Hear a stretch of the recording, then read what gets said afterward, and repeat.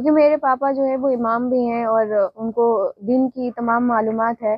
और हमारे लिए जो कुरान की पहली आयत उतरी थी वो थी इक़रा बिस्मि रब्बिकल लज़ी खलक़। उसमें ये था कि पढ़ो। सबसे पहला जो हमें जो हुक्म दिया गया था वो पढ़ने का दिया गया था। इसलिए मेरे वालिद साहब को तालीम की अहमियत मालूम थी, हकीकत मालूम थी। उन्होंने मुझे कभी पढ़ने से नहीं रोका। तो अस्सलामु अलैकुम रहमतुल्लाहि व बरकातुहू। दोस्तों, आप सभी का इस्तकबाल है, खैर मकदम है मेरे इस चैनल आमिल हकीम पर। आप लोगों से गुजारिश है कि मेरे इस वीडियो को लाइक कमेंट शेयर कीजिए और मेरे इस चैनल आमिल हकीम को सब्सक्राइब कीजिए। इरादे मजबूत हों तो रास्ते भी हमवार होते हैं। इरादे मजबूत हों तो रास्ते भी हमवार होते हैं और मंजिलें आसान हो जाती हैं और मंजिलें आसान हो जाती हैं। गर हौसलों में हो बुलंदी गर हौसलों में हो बुलंदी तो परवाज भी ऊंची हो जाती है। जी हाँ दोस्तों, अगर आपका इरादा पक्का हो तो रास्ते खुद ब खुद निकल आते हैं और मंजिल पाना आसान हो जाता है। आज हम बात करेंगे बिहार की एक लड़की की जो आजकल बहुत ही चर्चे में है और वो एक मस्जिद के इमाम साहब की बेटी है। गौर से सुनिए, वो लड़की जो चर्चे में है वो एक मस्जिद के इमाम साहब की बेटी है जिसने मेहनत और लगन से तालीम हासिल की और आज वो एक जज के मकाम तक पहुंच गई है। आप खुद ही देखिए इस वीडियो को। आप तमाम लोगों को स्क्रीन पर एक तस्वीर दिखाई दे रही होगी। स्क्रीन पर जो आपको दिखाई दे रही हैं, इनका नाम है हबीबा बुखारी। हबीबा बुखारी का ताल्लुक बिहार के मुंगेर ज़िला से है। मुंगेर से ताल्लुक रखने वाली हबीबा बुखारी पिछले 2 दिनों से काफ़ी चर्चे में है। चर्चे में रहने की वजह है बिहार में जुडिशियल सर्विस परीक्षा, जो 32वीं जुडिशियल सर्विस परीक्षा है, उसकी जो रिज़ल्ट है वो प्रकाशित हो गई है और इस रिज़ल्ट में एक नाम हबीबा बुखारी भी है। हबीबा बुखारी की अगर बात की जाए तो इन्होंने जो है वो 32वां जो परीक्षा है जुडिशियल सर्विस कमीशन का, बिहार पब्लिक सर्विस कमीशन के तहत ये परीक्षा होती है, उस परीक्षा को इन्होंने क्वालिफाई कर लिया है और आने वाले वक्त में ये एज ए जज जो है वो काम करेंगी। यानी कि एक बहुत बड़े पद पर जो है हबीबा बुखारी अब लोगों को देखने को मिलेंगी। इसी वजह से ये चर्चे में है। अब बात यह है कि ये एग्ज़ाम वैसे तो कई लोगों ने क्वालिफाई किया है। अभी आपको हमने कल ही बताया था कि यही सेम परीक्षा जो है शर्जील इमाम, जो काफ़ी चर्चित नाम है, आप जानते हैं कि सीए प्रोटेस्ट में जो है वो काफ़ी चर्चे में रहे। बाद में उन्हें गिरफ्तार किया गया, उनके ऊपर यूएपीए लगाया गया, असम में उन्हें जेल में डाला गया, फिर दिल्ली, और अभी तक वो जेल में कैद है पिछले 4 सालों से। अभी तक उनकी रिहाई नहीं हुई है। उनके ऊपर यूएपीए लगा हुआ है, एक तरह से देशद्रोह का आरोप उनके ऊपर है, यानी कि एक देशद्रोही उस व्यक्ति को बताया गया है। कोई ट्रायल सही तरीके से नहीं हुई, अभी तक इस इंसान के पक्ष को नहीं सुना गया। उनकी बहन जो है फरहा निशात, गालिबन उनका नाम है, उन्होंने भी 32वीं जुडिशियल सर्विस परीक्षा को क्वालिफाई किया और वो जज बन गई। और एक नाम और जो अभी चर्चे में है वो हम आपको स्क्रीन पर दिखा रहे हैं, और ये है आपको जो हबीबा बुखारी। हबीबा बुखारी की बात की जाए तो इन्होंने जो है सबसे पहले जो लॉ की जो तैयारी है वो कहा जा सकता है अलीगढ़ मुस्लिम यूनिवर्सिटी, आप जानते हैं एक काफ़ी मशहूर और चर्चित यूनिवर्सिटी है, उस यूनिवर्सिटी से इन्होंने 2020 में एलएलबी किया, यानी कि लॉ में इन्होंने ग्रेजुएशन किया। उसके बाद फिर उसी विश्वविद्यालय से, उसी यूनिवर्सिटी से सन 2023 में हबीबा बुखारी ने एलएलएम किया और एलएलएम इन्होंने जो है क्रिमिनल लॉ में किया, और उसके बाद से लगातार ये जुडिशियल सर्विस की तैयारी में जुटी हुई थी और महज 1 साल के बाद जो है इन्होंने जुडिशियल सर्विस की परीक्षा क्वालिफाई कर ली है और अभी ये जज बन गए। अब आपको एक बड़ी इंटरेस्टिंग बात बताऊं, वो ये कि हबीबा बुखारी जो है वो असल में एक इमाम की बेटी है।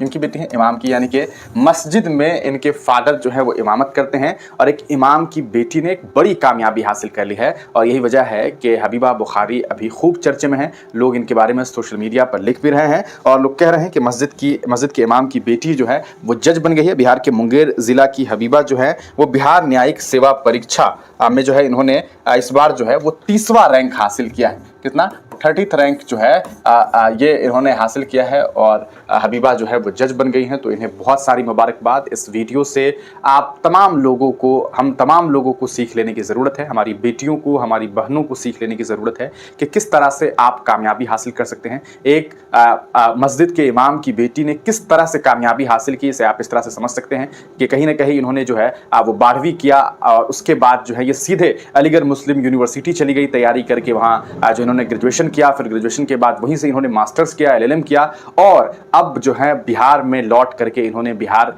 में जो जुडिशियल सर्विस परीक्षा है उसे क्वालिफाई कर लिया है और 30वां रैंक हासिल करके ये जज बन गई है। तो जो बच्चियां हैं, जो बेटियां हैं, वो पढ़ना चाहे तो किस तरह से पढ़ सकती हैं, उसे सीखने की ज़रूरत है। हबीबा बुखारी को बहुत बहुत मुबारकबाद। इस वीडियो को ज़रूर शेयर करिए ताकि मुमकिन है कि हबीबा बुखारी की ज़िंदगी के बारे में, उनकी इस कामयाबी के बारे में जानने के बाद बहुत सारे लोगों को हिम्मत मिलेगी, बहुत सारी बच्चियों को हिम्मत मिलेगी और वो आने वाले वक्त में और बेहतर पढ़ाई करके अपनी ज़िंदगी में खूब सारी कामयाबी जो है वो हासिल कर सकेंगे। आप तमाम लोगों का वीडियो देखने के लिए बहुत बहुत शुक्रिया।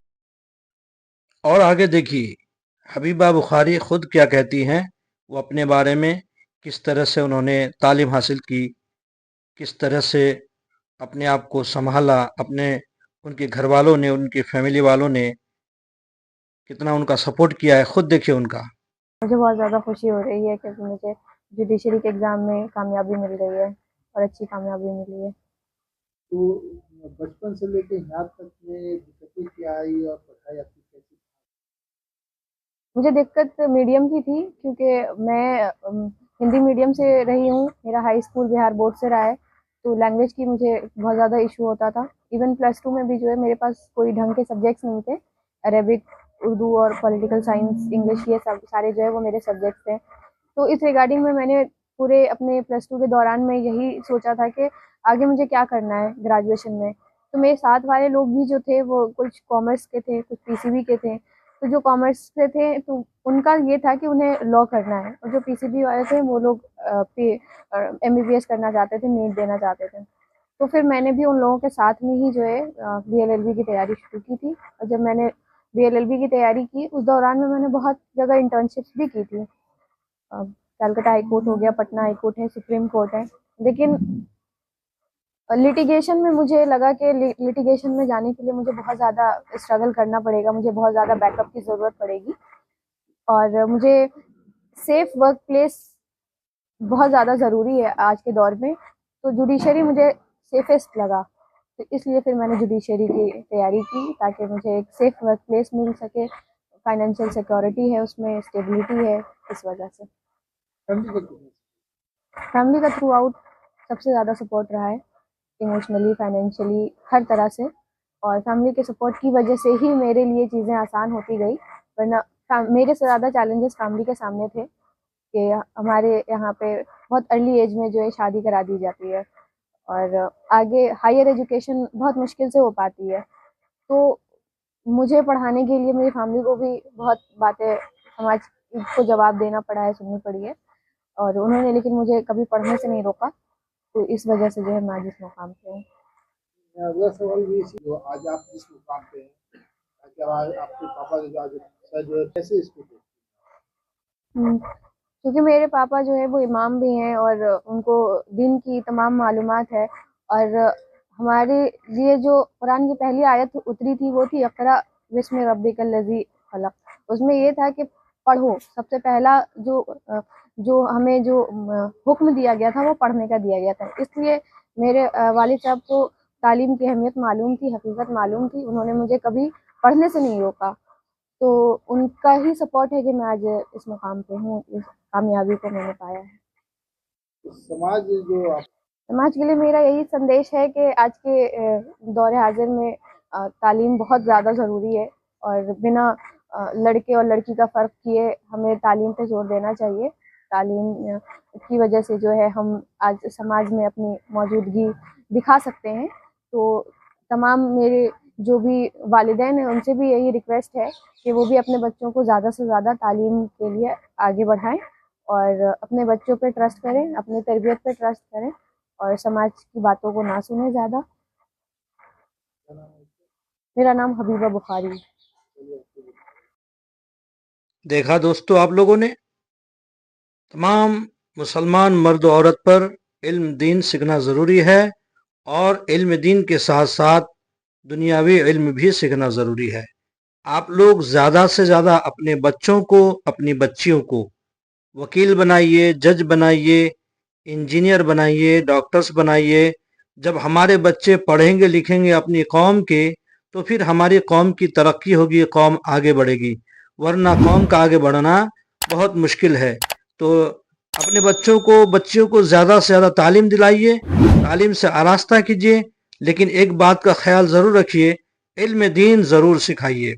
अगर इल्म दीन नहीं सीखेंगे, इल्म शरीयत नहीं सीखेंगे, इल्म कुरान, इल्म हदीस, दीनी मालूमात नहीं सीखेंगे, तो बच्चों के बिगड़ने का भी अंदेशा रहता है, मुर्तद होने का भी अंदेशा रहता है।